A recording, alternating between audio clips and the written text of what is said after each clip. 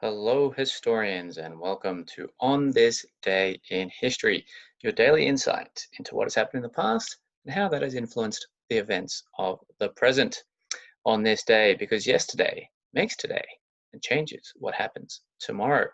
So, let's take a short look at what happened today. On this day in history, the 10th of June, it just so happens in 1692, we saw the first victim of the Salem witch trials, named Bridget Bishop, who was hanged for found guilty of witchcraft in the colony of Massachusetts. Now, this would actually be an ongoing series of events, but this was the first actual death that had resulted from this panic, where the people of that particular settlement genuinely believed that members of their own town were involved in league with the devil and practicing witchcraft, bringing ruin upon them all. In 1752, as you can see in this little etching, Benjamin Franklin tests the lightning conductor with his kite flying experiment. We've all perhaps seen this one. I remember the first interaction I had with this story was actually in a Bugs Bunny cartoon when I was about 5 or 6 years old. So it's been around for a long time, this story. In 1898, on this day, the war with the Spanish Americans. The US Marines first landed in Cuba. Now, the war between Spain and America in 1898, I think, is a very forgotten event in history, and it is actually why Spain essentially stopped being a global imperial power, because they lost this war and they had to give up their colonies, including in places such as the Philippines and Puerto Rico and other possessions they had worldwide, to America, which actually turned America into a colonial power. So immediately we saw the end of one empire and the rise of another. And it was actually quite controversial in the United States, because they were founded directly in opposition to empire until they all of a sudden found themselves in that position. Very interesting series of events indeed, that, as I say, is lost to history many times. On this day in 1963, the US Equal Pay Act was signed into law by President John F. Kennedy, and we all know there was never any issues with any citizens being underpaid for their work ever again. Obviously, that's me being facetious, but it is important to note that the ideals of equality have been around for a long time. They are not new, they're not radical, they're not life-changing. The ideal of being equal has existed well before this particular event in 1963, and indeed well after it. It is making sure that not just the United States, but nations around the world live up to these particular cries of equality, these particular statements of what they stand for. Making sure they actually deliver is where the important work gets done. On this day in 1977, the Apple Computer Company ships its first Apple II computers. You can see them there. Now, this was huge in 1977. That was the height of technology, obviously. If you had one of those in your house, it was quite the status symbol as well. But there was also some pushback, where a lot of particular leaders of industry at the time thought, oh, there's no need for computers at home. No one is ever going to need a computer in their own house, which is an example of people unable to imagine the possibilities of the future. People often look at the world they live in as if it's static, and we hopefully, as historians, realize that is not the case. History is happening all the time. We must be prepared to be moving forward into the future. On this day, the Millennium Bridge, which is in London and crosses the Thames, don't say Thames, that crosses the Thames River from St. Paul's Cathedral and connects it to the Tate Modern Museum, was closed after only 3 days of being open. And the reason for this was a design flaw. It was actually swaying in the wind because it was so exposed compared to the rest of the streets of London, which have that natural windshield of the buildings around them. The forces of wind were miscalculated, and this bridge actually became incredibly dangerous. It was rather embarrassing for the architect at the time, and indeed for the City of London, which had touted this Millennium Bridge as the way that London was bridging its way into the future, metaphorically and literally. And of course, they had an issue and nearly failed at that. Quite an interesting and somewhat humorous example of the ideals that we espouse don't necessarily always work perfectly in execution. One of my favorite quotes is, I think, applicable here, which is, a battle plan never survives contact with the enemy. Now, you can absolutely have the best of intentions, but once you actually try and put it into place in the real world, sometimes unexpected or missed factors, shall we say, that weren't taken into account in the planning process can really start to affect the outcomes of that plan. We'll see that obviously in previous videos that have discussed the unintended consequences of history, and of course, this is just one of those. Now, for the deep dive of today, I thought I would actually look into Benjamin Franklin flying a kite. So on this day, June 10th in 1752, Benjamin Franklin performs his famous kite experiment. Now, I have found in my years as a historian, as a history teacher especially, when you ask people about Benjamin Franklin, this is one of the first things they think of. Often the kite flying and the lightning can come up before his involvement with the Declaration of Independence. Not always, but often, which is quite interesting indeed, because everyone knows this story, or at least they think they do. So, on this day, Benjamin Franklin flies a kite in a thunderstorm, collects a charge in a Leyden jar when the kite is struck by lightning. Well done, Benjamin Franklin. So, this was a method that enabled him to demonstrate that lightning is indeed electrical. Now, he was not the first person to posit this theory. Other people had been suggesting this for a long period of time. But this was an experiment that supposedly proved this theory.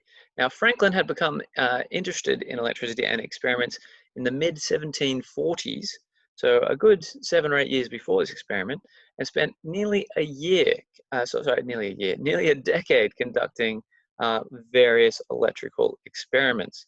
Can you imagine having never seen electricity? It's not part of your everyday life.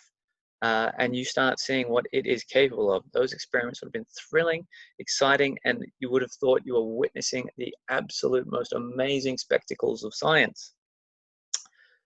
He also was, as a result of those electrical experiments, he coined a number of terms still used today, like battery, conductor, and indeed, even the term electrician. He also is credited with the invention of the lightning rod. Now, did all of this necessarily come out of him flying a kite? No. So why is him flying a kite so famous? Well, most students are taught that Benjamin Franklin discovered electricity with this experiment with a kite. That is clearly not the case because, as I said, he'd been performing experiments with electricity for many years. Many people still think that Benjamin Franklin discovered electricity. That is not the case. Now, the reason I say many people still believe is I believed this as a child. Obviously, I learned differently once I pursued my education through high school. But as a child, I believed he discovered electricity because that's what it says in the Bugs Bunny cartoon. And why would TV ever lie? Bugs Bunny cartoons are clearly the best place to get facts about history. But probably not. But the problem is, so many people will interact with cartoons, movies, and pop culture and never think to check the facts that what is presented in those forms of media as entertainment simply becomes the truth. And again, that's been discussed in many, many previous videos and will be discussed in many, many subsequent videos. The idea that what you see on TV, what you see on stage, what you see in a painting can often become the truth. But in actual fact, ancient Egyptian texts going as far back as 2750 BCE, so we are talking 2,750 years before year zero. Now we're in the year 2020, So this would be putting us at 4,750 years ago. There are references to electric fish and the effect of electric shocks. And in fact, patients suffering from ailments such as gout or headache would have touched the electric fish in the hope that the powerful jolt might cure them. So this is texts that refer to experiments with electricity some 4,750, well, 770 years ago, because it is 2020 after all. So that is how long electricity has been known for, at least. That's if they discovered it that year, which most likely they did not. It would have been known but not written about, or perhaps written about, but those texts didn't survive for a long time. So no, Benjamin Franklin did not discover electricity.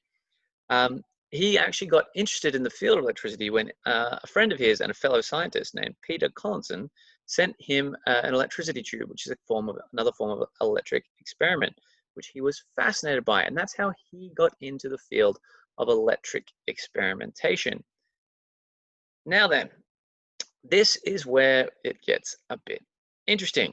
So in 1750, Franklin sent Collinson a letter proposing an experiment that would draw lightning through a 30-foot rod. So remember, we're talking about Benjamin Franklin flying a kite in 1752. In 1750, he is proposing a particular experiment, very, very similar to this one.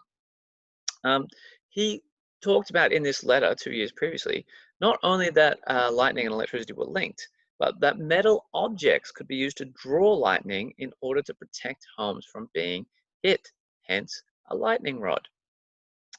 But Franklin didn't feel that he could get his conductor high enough into the clouds to do any good, so he never completed the experiment. So this was just what we call a thought experiment, a hypothesis. I'm going to write this down. This is what I think would happen, but I'm not going to perform the experiment for myself.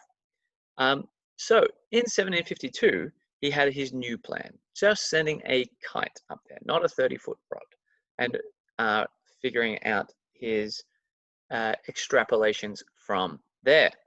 However, unbeknownst to Franklin, that the letter he sent to his friend Collinson, which was translated into French, caused a stir in Paris, where there was also much experimentation in the field of electricity.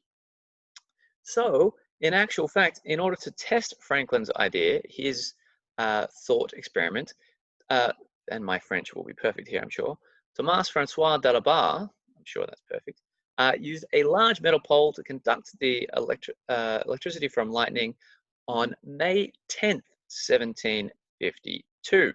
Now, that is obviously 1 month before Franklin performs his experiment in June of 1752. So that means that in terms of figuring out that lightning is electricity was also not discovered or proven by Benjamin Franklin. Even though he was the first to necessarily propose it, he was not the one to first do an experiment that proved it. So that is interesting, because I'm sure none of us have heard about Thomas Francois Dalibard, and again, my French is perfect, and his electricity experiment on May 10th, 1752. I don't remember that being in a Bugs Bunny cartoon. So, how does all of this come together? As we said, it was a month later that Franklin performed his famous experiment, even though he only used a small key as opposed to a large lightning rod. Now, what he did was he actually stood outside under a shelter during a thunderstorm, held onto a silk kite with a key tied to it. When lightning struck, the electricity traveled to the key and the charge was collected in a Leyden jar. So what an amazing feat and accomplishment that was. However, there is a bit more trickiness involved here, because there is actually some doubt as to whether or not that even happened. Did he even fly a kite? Did he even string a key, tie a key to a string and perform that experiment at all? Now it gets interesting. So this has supposedly happened on this day in June of 1752. In October of that year, Franklin wrote a statement in the Pennsylvania Gazette saying that the iron rod experiment had been achieved in Philadelphia, but in a different and more easy manner than with a kite. So his previous experiment was also being replicated in other places around the United States and indeed in Canada with great success. Franklin himself never said that he was the one who actually did the experiment. It only became a story 15 years later when Joseph Priestley wrote a full description based on a painting of the event. It was just a story that became too popular to not be true. So there were rumors that he said, oh, you know what would be useful is you tie a key to a kite and you throw it up there. That would prove your point. Oh, did you do that? Yeah, sure, whatever. Write it down. And it got sort of misconstrued along the way and repeated and repeated and repeated to the point that someone created this particular painting of him doing this experiment, even though it's not clear if he ever actually did it. And upon seeing this painting, Joseph Priestley wrote an article that was then circulated widely and just taken to be fact, even though there is not necessarily enough strong evidence that it happened. So this painting that we are looking at uh, is not the one that Joseph Priestley had seen to write his story about, but this was completed in 1830 by an unknown artist, and it is showing this popular story of Franklin's kite experiment, proving that by 1830 it was just accepted as gospel truth. It was absolute fact that this had happened. And it got written down again and written down again and written down again, which is why, whatever you believe in history, it is always good to take it back to the original source material. So, this is why we need to use primary sources, obviously, and this is why we need to investigate and to question. It is through this particular process that you start to realize that perhaps what you saw in that movie, whether it be Titanic or Braveheart or U-571 or even the great historical epic that is Troy, whatever you see on screen, Gladiator is another classic with tons of mistakes. Whatever you see on screen as a quote unquote historical movie may not necessarily be based on fact. So just because you see it happen in a historical movie doesn't mean that's exactly the way it played out. I shall endeavor to, on one of these on this days, to absolutely do my favorite thing, which is debunking historic movies. It is quite a fun hobby. So I hope we have learned something for on this day when we do this deep dive. When I present to you that on June 10th, 1752, Benjamin Franklin flew a kite, and you simply accept that as fact. In actual fact, I should have said, supposedly on June 10th, Benjamin Franklin performed his famous kite experiment, because that would be far more accurate. I cannot say he definitely did not do it, but I also can't say that there is evidence to prove that he did. And with all of that said, I hope you have yourself a very nice day. See you next time.